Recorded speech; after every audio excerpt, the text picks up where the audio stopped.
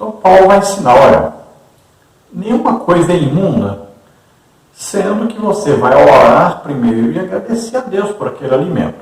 Então ele diz, coma de tudo que estiver na mesa e agradeça a Deus por esse alimento. Então nada será imundo. Agora, se estiver ali algum irmão novo convertido, ou algum judeu que não come carne, ou algum irmão que já aprendeu que não se deve comer comida sacrificada a ídolo, ou carne de porco, alguma coisa assim, então você não coma. O que custa? Você pode deixar de comer aquilo, não vai morrer porque deixou de comer aquilo. Então evite o quê? Desviar o irmão, servir de escândalo para o irmão. Então ele está falando sobre a consciência da pessoa. Tenha consciência, entendimento, inteligência. Faça tudo para que o seu irmão não se desvie, né? Não se afaste da igreja, não se perca uma alma por causa da sua maneira de comer, que é liberta demais, né? Continuando ainda no subtópico 3, o desprezo pelo divergente, o apelo apostólico, a conduta recomendada aos cristãos nasce da fé e deve expressar-se por meio dela. Romanos 14, 22 e 23. A expressão a fé que tens, Romanos 14, 22, transmite a ideia de absoluta pureza em sua prática ou em seu comportamento. Por outro lado, toda decisão ou comportamento baseado na dúvida, incerteza ou sem fé torna-se pecado. O que come não despreza o que não come, Romanos 14, 3. No entanto, a exortação de Paulo não se restringia às diferenças na prática alimentar. Ela tinha um sentido mais amplo, abrangendo o apelo para acolher o fraco na fé sem querer discutir opiniões sobre comidas e observância de dias especiais. Romanos 14, 1. O verbo desprezar, em Romanos 14, 3, tem o sentido de ter em menor conta, desconsiderar, desdenhar ou depreciar. Paulo mostra aqui que esse não deve ser aí o comportamento de uma pessoa redimida em Cristo Jesus. Os que se consideram maduros e fortes não devem adotar uma posição de superioridade, causando mal-estar nos seus julgamentos. E tudo isso por amor. Então veja, os judeus se diziam superiores aos gentios, por quê? Guardavam seus preceitos, né? Guardavam muitas regras e se consideravam, então, o único povo escolhido por Deus, se julgavam superiores. Então, eles tratavam os gentios como um povo bem menos capacitados para a salvação, um povo bem menos culto quanto ao conhecimento de Deus, um povo sem as promessas de Deus. Isso fazia o quê? Separação. Estavam tratando mal, né? Estavam subjugando os irmãos, desconsideravam, desdenhavam, depreciavam os irmãos. Olha só. Então estava causando um grande prejuízo à igreja. Então Paulo vai orientar a todos eles para não fazerem isso. Isso é falta de amor. Isso é falta de compreensão do Evangelho. Os gentios acusavam os judeus de excessos religiosos. Os judeus acusavam os gentios de excesso de liberdade, de libertinagem, né? Então, a divisão estava feita. Agora precisava, então, de uma orientação do apóstolo Paulo para que eles se unissem, se respeitassem e se considerassem a todos como filhos de Deus, servos de Deus, e todos debaixo da orientação daquele que é a cabeça da igreja, que é Jesus Cristo. Então deveria imperar ali o amor entre os irmãos. No subtópico 4, o exemplo de Jesus Cristo. Jesus deixou o exemplo clássico de serviço ao próximo, Mateus 20, 28. O apóstolo Paulo segue o mesmo raciocínio quando declara, porque também Cristo não agradou a si mesmo, Romanos 15, 3. Assim como Cristo não viveu para agradar a si mesmo, mas levou sobre si os pecados do mundo, Romanos 15, 3, aquele que é maduro, forte, deve ajudar quem é fraco, para que este seja fortalecido e edificado em Cristo. João escreveu dizendo, olha, Se Cristo deu a vida por nós, nós devemos dar a vida uns pelos outros. Então, a vida do cristão é uma vida sacrificial. Ele vive em favor dos outros, ele vive para que os outros sejam abençoados. Então, ele não está pensando em si próprio, mas sempre no bem das outras pessoas, no crescimento dos outros. Então, é uma vida que vai levar-nos a tolerar os outros, a ajudar os outros a crescer.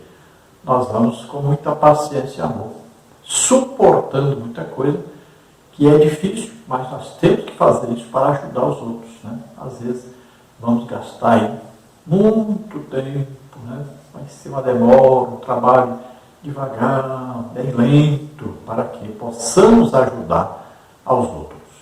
Então Jesus não se agradou a si mesmo, deu a vida por nós, se sacrificou por nós. Assim também nós temos que nos sacrificar pelos outros. No subtópico 5, a aceitação mútua. Em todos os relacionamentos entre os salvos em Cristo deve imperar a graça que Deus revelou em Cristo. Assim é necessário que haja reciprocidade na aceitação de uns para com os outros, como está em Tiago 4, 11 e 12. Toda intolerância deve ser direcionada contra o pecado e o maligno, o príncipe deste mundo. No entanto, os salvos aceitam-se e ajudam-se mutuamente para o bem-estar e edificação de todos. 1 Tessalonicenses 5:11. Então veja que Tiago exorta os irmãos para não falarem mal uns dos outros, né? Não tratarem mal uns aos outros, não julgar uns aos outros, não condenarem uns aos outros. Então ele diz que nós devemos entregar a Deus esse juízo. Nós lutamos contra, não as pessoas, mas contra o pecado, contra Satanás e seus demônios, que instigam as pessoas a pecarem, que estão aí por detrás de todas as tentações, né, que vão causar males às pessoas que querem servir a Deus. Então nossa luta é contra isso. Então nós temos que viver uma vida muito de oração, de jejum, de estudo da Bíblia, de evangelização, consagração a Deus para nós podermos ajudar a todos. No tópico 2, unidade baseada em uma vida santa que agrada a Deus.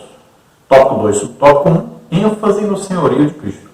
Por inúmeras vezes em suas cartas, Paulo destaca a importância do senhorio de Cristo para um viver baseado na santidade e na unidade, como está em Filipenses 2, 5 a 11. Por isso ele reafirma a posição do crente do relacionamento com o Senhor Jesus, Romanos 14, 8. O autor desta carta mostra que o senhorio de Cristo estabelece uma relação de pertencimento entre o cristão e o seu Senhor. Aliás, ele acrescenta que o senhorio de Cristo extrapola a dimensão terrena e avança para a eternidade, Romanos 14, 9. Se nós lemos aqui em Filipenses, então, Paulo escreve sobre isso, né, falando sobre Jesus se aniquilando-se a si mesmo, tomando a forma de servo, de homem. Imagine Deus mesmo, estando aqui na terra, aquele que criou todas as coisas, se sujeitando a viver aqui como homem. Imagine, comendo aquilo que os outros comiam, dormindo no mesmo lugar que eles dormiam, tomando banho lá no rio, usando banheiro que nem era banheiro. Imagine, vivia desse jeito. Entre os homens, como homem, se humilhou terrivelmente. E ele fala então de nós, como servos de Deus, filhos de Deus, que devemos também amar tanto aos irmãos, que muitas vezes nós temos que nos sujeitar a coisas absurdas para nós. Mas nós temos que nos sujeitar. Temos que ser humildes a ponto de aceitar muitas coisas que normalmente nós não toleraríamos. Isso tudo por amor aos irmãos, por obediência a Jesus Cristo, por querer agradar a Deus. Então nossa vida é uma vida espiritual, é superior à vida humana, terrena. Subtópico 2, unidos pela esperança. O apóstolo espera atrair o apoio das comunidades cristãs romanas para a missão no Ocidente. Romanos 15, 23 a 29. No entanto, o conteúdo da carta revela que os cristãos em Roma experimentavam tensões em diferentes contextos. Paulo desejava que eles estivessem unidos e evitassem dissensões e falsos ensinos. Romanos 16, 17 e 18. Então veja que Paulo está procurando atrair ali a afeição de todos, tanto dos judeus quanto dos gentios.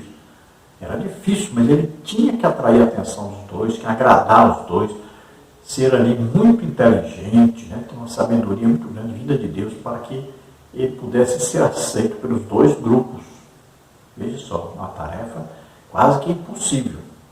Mas ele estava escrevendo exatamente para que acontecesse essa união da igreja e que eles todos, os dois grupos, o aceitassem e o pudessem ajudar, para que eles pudessem ainda pregar na Espanha, né? Evangelizar outros povos não alcançados ainda. Então eles deveriam evitar a dissensão, a separação, a discussão, brigas, e evitar principalmente as heresias, os falsos ensinos que sempre apareciam entre eles. No tópico 3, nós temos aí consequências da unidade da igreja. No tópico 3, subtópico 1, saúde espiritual. A saúde espiritual da igreja está relacionada à unidade. Uma igreja dividida é uma comunidade enferma que não pode impactar o mundo de maneira eficaz. Cada um deve, em primeiro lugar, cuidar de si mesmo, sem julgamentos ou preconceitos dirigidos ao próximo. Cada um deve perseguir este alvo com determinação, como alguém que prestará contas a Deus. Romanos 14, 12. Por isso o apóstolo Paulo exortou os crentes à prática da empatia, da concordância e do acolhimento, como está em Romanos 15, 5 a 7. Então a palavra empatia, né, é você se colocar no lugar do outro. Veja bem, você vai sentir o problema do outro. Você vai sentir a dificuldade do outro.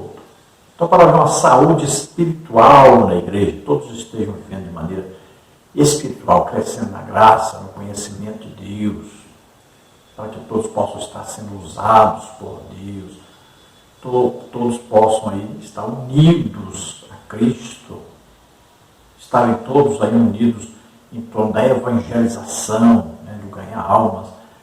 Então, é preciso haver um trabalho, um esforço de todos. E aí importa muito também o esforço da liderança da igreja, para fazer com que todos estejam unidos num propósito só, sempre ganhar almas. Esse é o propósito da igreja. Então, se nós conseguirmos atrair todos para o mesmo objetivo, ganhar almas, aí nós conseguiremos a unidade do corpo e o progresso desse corpo, porque Deus vai passear entre nós. Ele vai andar entre nós, ele vai ungir a todos, ele vai dar ministérios, dons do Espírito Santo. Tudo isso vai acontecer para que almas sejam salvas. Então precisamos unir todos neste objetivo único para a igreja. Então cada um, quando estão todos unidos nisso, cada um vai procurar o quê? Orar mais, jejuar mais, estudar mais a Bíblia. Todos querem se fortalecer para trabalhar na salvação de almas. No subtópico 2, alcance evangelístico. Paulo escreve a carta aos Romanos como porta-voz do propósito de Deus de alcançar a humanidade inteira. Os mistérios da salvação pela fé não poderiam ficar restritos ao ambiente judaico, mas alcançariam também as pessoas do mundo inteiro, tornando a salvação bem universal para que todos os povos e línguas glorifiquem a Deus por seu amor e misericórdia. Romanos 15, 9 a 12. Com essa finalidade, Paulo foi enviado aos gentios e a Roma. E nesta cidade, ele procura persuadir a comunidade cristã romana a unir-se a ele em uma missão cooperativa para evangelizar a Espanha. Seus argumentos teológicos identificam a mensagem que eles proclamariam como o poder de Deus para a salvação de todo aquele que crê. Romanos 1,16. Suas admoestações éticas revelam como o Evangelho deveria ser vivido de forma a garantir o sucesso dessa missão. Então, o propósito, o objetivo de Paulo era evangelizar a Espanha, que não tinha sido evangelizada ainda. E o objetivo que ele queria criar no coração deles era a evangelização de todos os povos, do mundo inteiro. Porque a igreja foi chamada para isso, para pregar o Evangelho a toda a criatura. Então, veja só, com este objetivo em mente, a igreja estaria unida e o ajudariam também para que ele pudesse ir à Espanha e de lá ainda ir visitar outros países e evangelizar o mundo inteiro. eles também deveriam participar disso. Então veja que Jesus chamou Paulo e disse que ele seria enviado a Roma. E Paulo entendeu que o objetivo era esse, formar em Roma uma base missionária para evangelizar o mundo inteiro. Já tinha base missionária em Jerusalém, dedicada a judeus, tinha base missionária em Antioquia, que era missões na Europa, e agora Paulo queria criar em Roma um centro também missionário, né, ali para evangelizar a Espanha e evangelizar os outros povos ali que abrangiam toda aquela região. Ele queria chegar, é claro, à região lá da Rússia, né, da China, por toda parte. E ele queria que Roma fosse um centro, por quê? Porque Roma, com o Império Romano crescendo cada dia mais, e tendo as estradas, né, romanas famosas, né, a língua grega falada em toda parte, ele poderia, então, penetrar em todas as nações, tendo como centro Roma, porque é uma cidade rica e uma cidade poderosa com muita influência. Ali os irmãos da igreja em Roma o ajudariam nessa tarefa. Então ele fala que o Evangelho é o poder de Deus para a salvação de todo aquele que crê. Ele só pregar o Evangelho. A pessoa creu, pronto, está salvo. Mas precisava ser pregado, precisava de alguém enviar, alguém financiar, né? Precisava de ajuda para isso. Conclusão, as causas de discórdias entre irmãos na igreja precisam ser resolvidas. O dever de todo crente sadio, ao perceber que alguém não vive de acordo com a orientação da palavra de Deus, é orar. Na consciência de cada um deve imperar o fato de que apenas Deus pode julgar e Ele o faz de forma justa e perfeita. Então existem muitas discórdias devido às pessoas estarem vivendo em pecado. Aí um acusa o outro, né, vai causar discórdia, divisão, vai causar aí a ruptura, né, de a irmandade, acaba alguém saindo da igreja, prejudica o Evangelho. Então, tem as pessoas certas para fazerem isso e não pode todos entrarem, né, e começarem a dar palpite, e começarem a falar mal do pecado do outro, acusar uns aos outros, vai haver divisão, separação. Então deve-se tomar muito cuidado com isso e a liderança da igreja sempre deve estar ali presente para aconselhar, né, para instruir, para aplicar ali a disciplina, uma correção. Então a liderança é para isso. Não deve o povo se meter nisso, deve orar e não se meter nisso, começar a acusação com o outro, porque vai haver divisão e atrapalhar a obra de Deus. Então, se você sabe que alguém pecou, fez alguma coisa errada, vá até o seu líder, né, e fale. E ele, com muito jeito, com muito amor, ele vai procurar a solução. Você não se meta nisso. Vá orar, ajudar, em oração. Por falar em orar, vamos orar agora. Se você deseja entregar sua vida a Deus, você que está ouvindo a palavra, é hora de fazer. Vamos orar por vocês. Se você acredita que Jesus veio à Terra, nasceu como homem, viveu como homem, morreu na cruz, levando sobre ele nossos pecados, doença, enfermidade, então você agora vai receber a salvação. Vamos orar. Se você está doente ou está enfermo, vamos orar e você será curado. Vamos orar. Pai querido, em nome de Jesus, toca, Senhor, essas vidas agora. Senhor, recebe por filhos, dá-lhes o Espírito Santo. Aqueles que estão doentes, enfermos, cura agora, Senhor, toca neles, em nome de Jesus. Solta essas vidas. Toca, Senhor, cura totalmente, em nome de Jesus. Amém? Glória a Deus, a paz do Senhor a todos. A paz do Senhor a todos os irmãos que usam as revistas da Central Gospel. Eu sou o pastor Henrique, morava antes em Imperatriz, Maranhão, agora moro em Americana, São Paulo. Nós estamos tentando ajudar os irmãos e estamos comentando as revistas da Central Gospel. Se você deseja nos convidar para estarmos aí, nós ministramos sobre missões, eu fui missionário, ministramos sobre EBD, ministramos sobre família, sobre dons do Espírito Santo. Pela graça de Deus, recebi os dons de curar. Eu oro sempre por curas, batismo com o Espírito Santo, libertação. Sempre estamos ganhando almas. Então, os convites estaremos aí. Meu telefone, DDD 99, que é lá do Maranhão, e o telefone 991520454. Meu e-mail, henriquelhas, que são as iniciais do meu nome, @hotmail.com. Então, entre em contato conosco, esse telefone é o WhatsApp também, e nós poderemos estar aí. Eu moro em Americana, São Paulo, e não cobro nada para pregar em lugar nenhum. Vamos então à lição. Nós estamos estudando neste terceiro trimestre de 2022, nas revistas da Central Gospel, com o tema Romanos e a Justiça de Deus. Então, a Epístola aos Romanos, a doutrina da justificação pela fé. A revista, no ano 18, número 66. E hoje nós vamos estudar a lição número 12, a unidade do corpo de Cristo. O comentarista da Central Gospel deste trimestre é o pastor Gilmar Vieira Chaves.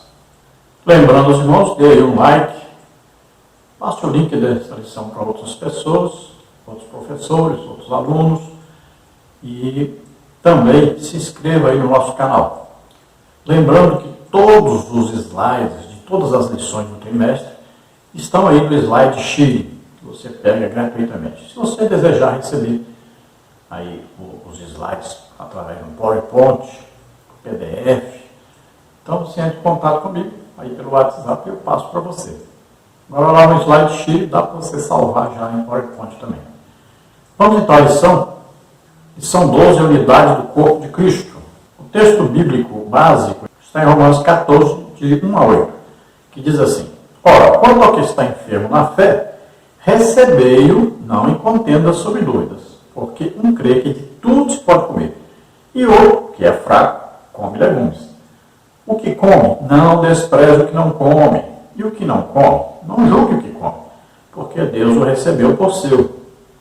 Quem és tu que julgas o servo alheio?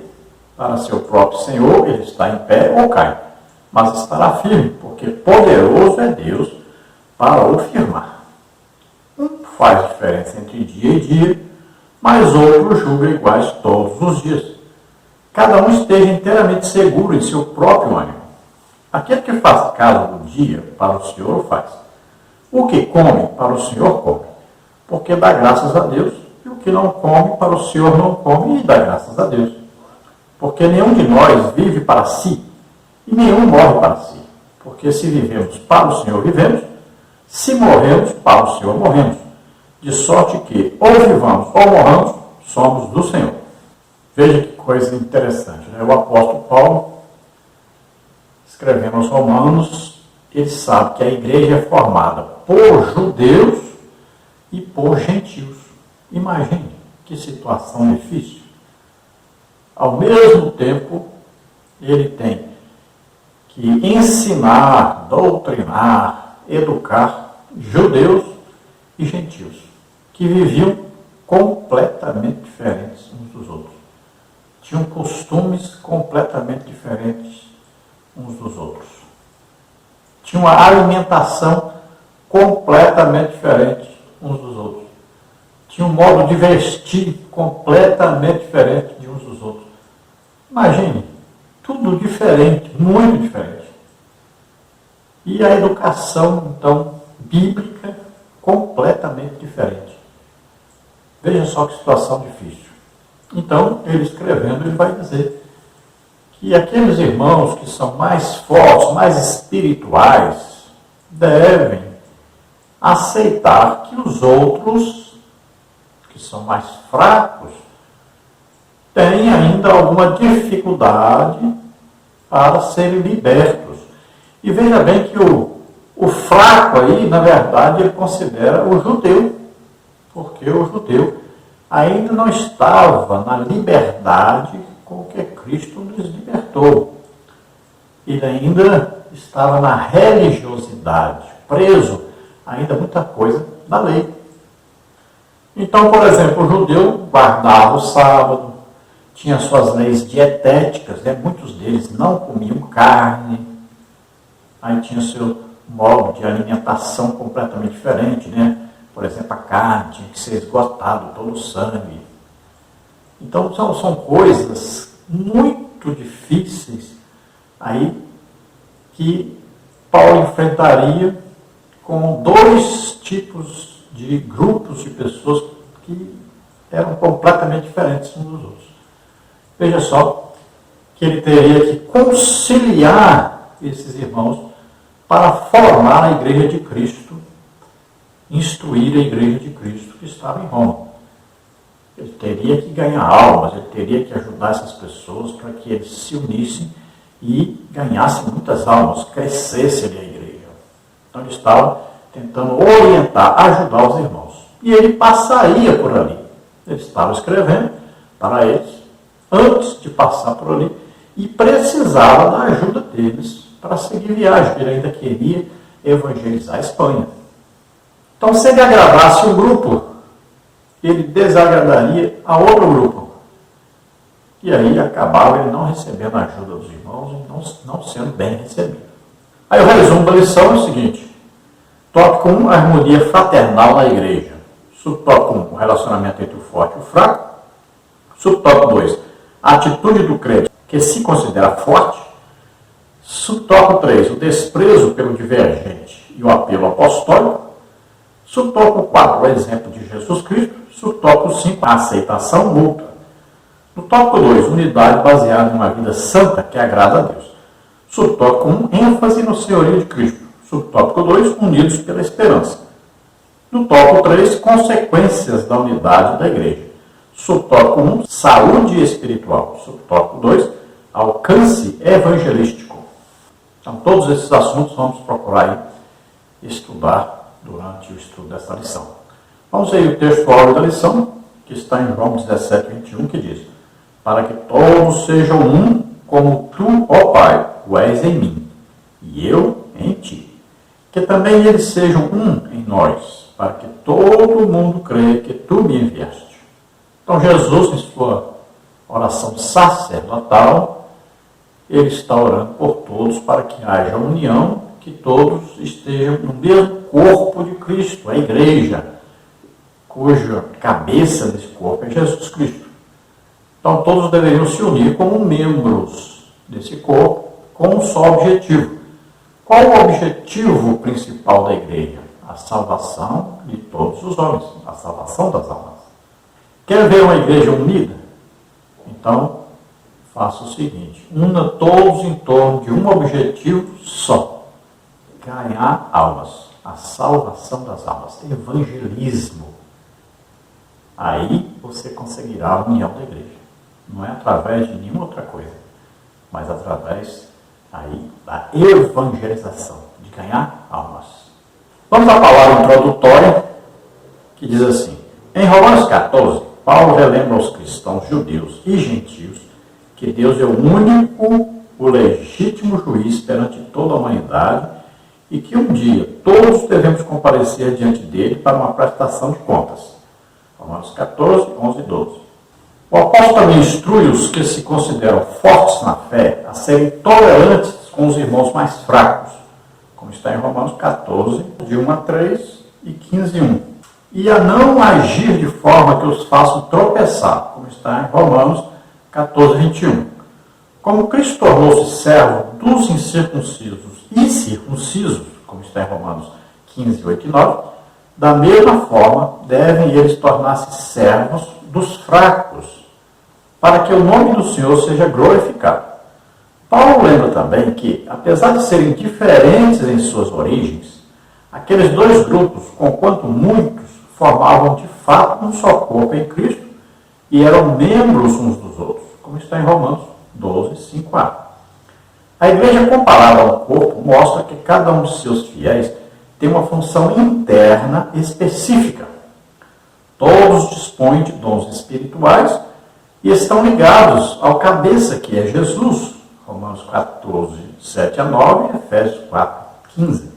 De onde emanam todas as bênçãos e diretrizes para o perfeito funcionamento desse corpo, que exerce múltiplas funções, mas é orientado diretamente por Cristo. Então, Paulo nos lembra que juiz é Deus. Nós não podemos trabalhar como juízes dos irmãos. Quem julga é Deus. esse juízo aí está dizendo o quê? Sobre a salvação. Ninguém pode dizer, fulano não está salvo, ou fulano está salvo. Então quem julga isso é Deus. Então parece que ali havia uma divisão.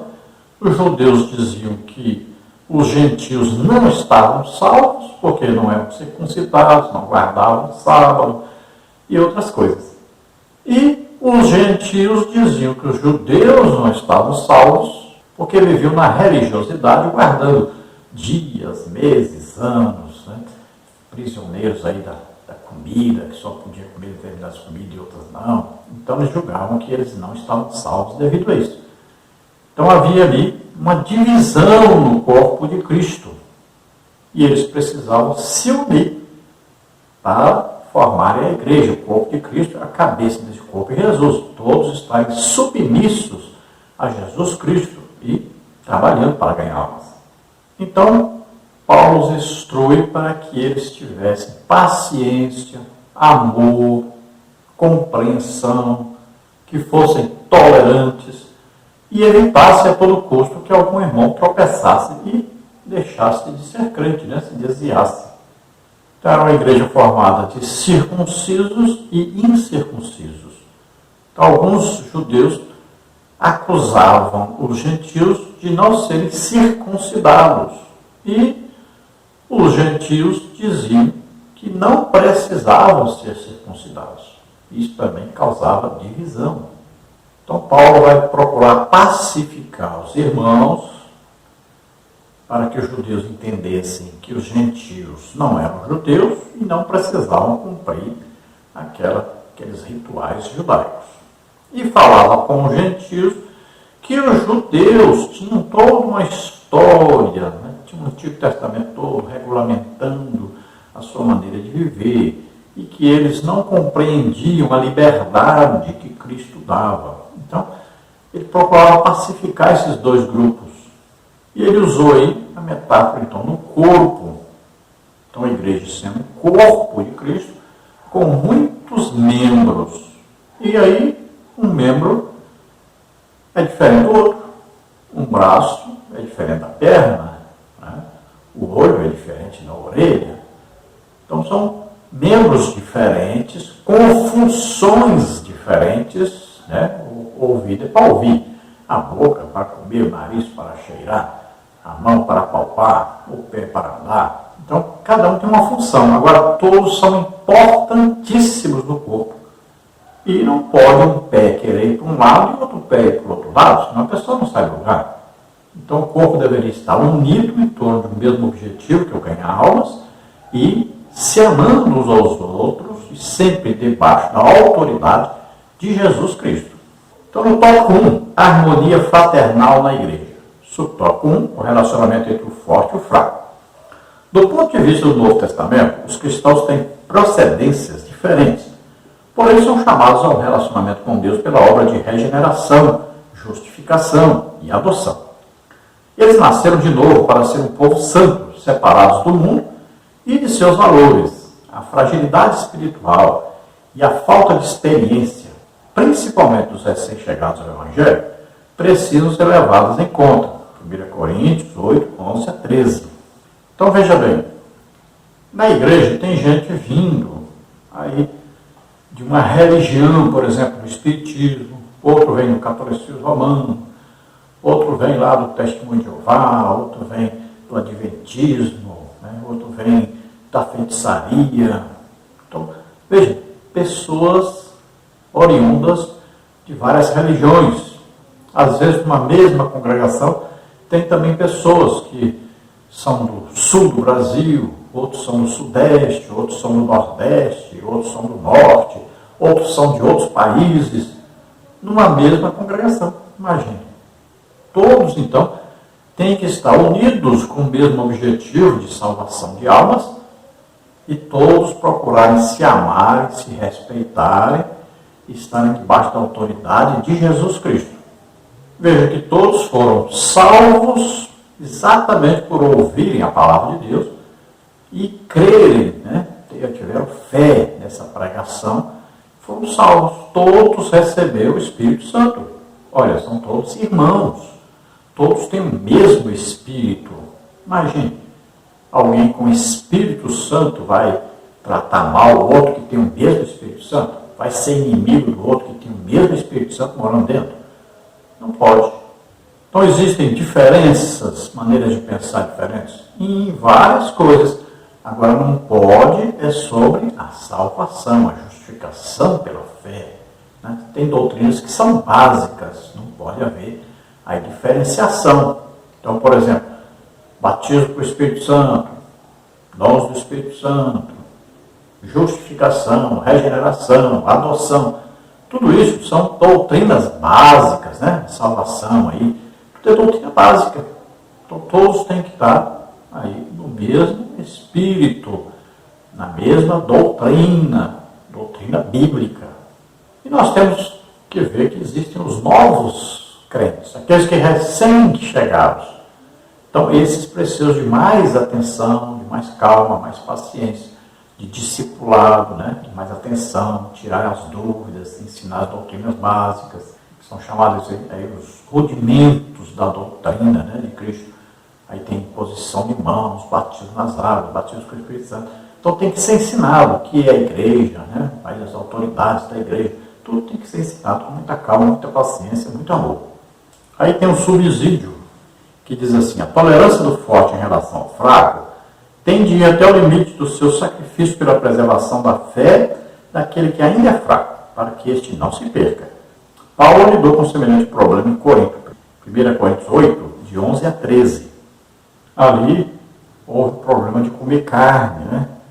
Então, alguns comiam carne e outros comiam só legumes. Então houve uma divisão quanto a isso.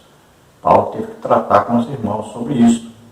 E ele diz: olha, se você é forte na fé, então você pode ensinar ao irmão que não é tão necessário, né? Se ele for estudar a Bíblia, não é tão importante isso. Comer não é mais importante do que a salvação, do que a comunhão com o Espírito Santo, né? Então tem que, com calma, paciência, suportar. Às vezes você vai até deixar de comer carne para que o outro irmão que não come carne se sinta feliz e possa ouvir a palavra de Deus, possa ser edificado, né? Consolado, exortado, possa aprender. Devagarinho ele vai aprendendo. Não pode a comida ser tão importante assim. Nós não podemos, por causa da comida, perder uma alma. Subtópico 2, a atitude do crente que se considera forte. Havia um caso de intolerância entre os cristãos de Roma em função da dieta alimentar. Os gentios comiam carne, os judeus comiam legumes. Sobre esse assunto, o apóstolo Paulo pronunciou-se, recomendando a tolerância entre as partes em nome do amor cristão e da valorização do bom relacionamento entre eles. Por intermédio do conteúdo dessa epístola, o apóstolo Paulo revela o que é fundamental do cristianismo e o que é secundário. Obviamente, Paulo estava endossando o consumo de carne sacrificada aos ídolos, prática muito comum naquela época. Em vez disso, ele estava seguindo uma estrutura ética judaica que enfatizava comportamentos exemplares, os quais promoveriam o Deus de Israel para benefício da comunidade de salvos em Cristo. Então veja, quando Paulo está falando em alimentação, ele está falando também sobre um problema que existia. Enquanto o judeu não comia carne, comia só legumes, os gentios comiam carne, mas também estavam exagerando, comendo até carne sufocada, com sangue, carne sacrificada a ídolos. Olha aí. Aí exageravam, né? Então, enquanto um exagerava não comendo carne, de jeito nenhum, o outro exagerava comendo todo tipo de carne. Então, Paulo vai procurar ajudar aí ambos os grupos, para ensinar o judeu que ele está sendo radical demais e também vai ensinar ao gentio que ele está sendo liberto demais, passando da conta, né? Então ele vai regulamentar, ele vai ensinar que não se deve comer sangue, que não se deve comer carne aí, sacrificada a ídolos, né? Então também a comida não pode ser também aí totalmente liberada. Então vai cuidar dos dois grupos e orientar os dois grupos e educar os dois grupos. No subtópico 3, o desprezo pelo divergente e o apelo apostólico. Os cristãos em Roma demonstravam grandes dificuldades na compreensão de problemas ligados ao conhecimento da palavra de Deus e às questões sociais. Por esse motivo, o apóstolo aos gentios lembra-lhes de que a mensagem cristã não pode ser dissociada de sua prática, pois ambas são inseparáveis e evocam o princípio da consciência. Romanos 14, 14 e 17.